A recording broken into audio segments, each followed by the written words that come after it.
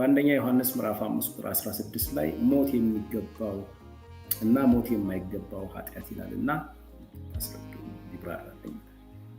ያ ብዙዎች ብዙ ነገር ይላሉ ሞት የሚገባው ኃጢአት የሚለውን ማለት ነው። በአንደኛ ዮሐንስ ላይ ግን ሙሉን ጥናት ማጥናት ነው። ሞት የሚገባው ኃጢአት አለ፣ ሞት የማይገባው ኃጢአት አለ።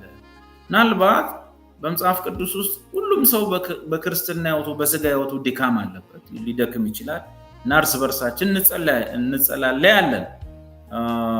ቁርጭምጭሚቶች እንዲጸኑ እንጸልያለን ይላሉ፣ ጉልበቶች እንዲጸኑ እንጸልያለን፣ ወንድሞች እንዲበረቱ ከድካም እንዲታደሱ እንጸልያለን። ግን በጣም አደገኛ የሆነ ነገር አለ። ያም የዶክትሪን ጉዳይ ነው።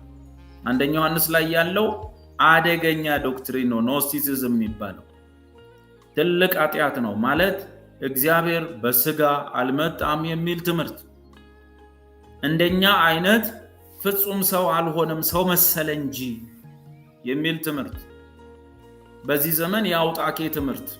ለምሳሌ ኢየሱስ ሰውነቱን የሚክድ ማለት ነው። ፍጹም እንደኛ ሰው መሆኑን የሚክዱ እንደው ሰው መሰለ እንጂ ሰው አልሆነም፣ ራበው ይላል እንጂ አራበውም፣ ተጠማው አለ እንጂ ጠምቶት አይደለም አውቆ ነው፣ ሱፐርማን ነው ሰው አይደለም፣ ልዕለ ሰው ነው፣ አምላክ በስጋ አልመጣም የሚል ትምህርትን ያስተማሩና ትምህርቷንም ያራገቡለት ሰዎች ይሄ ሞት የሚገባው ኃጢአት።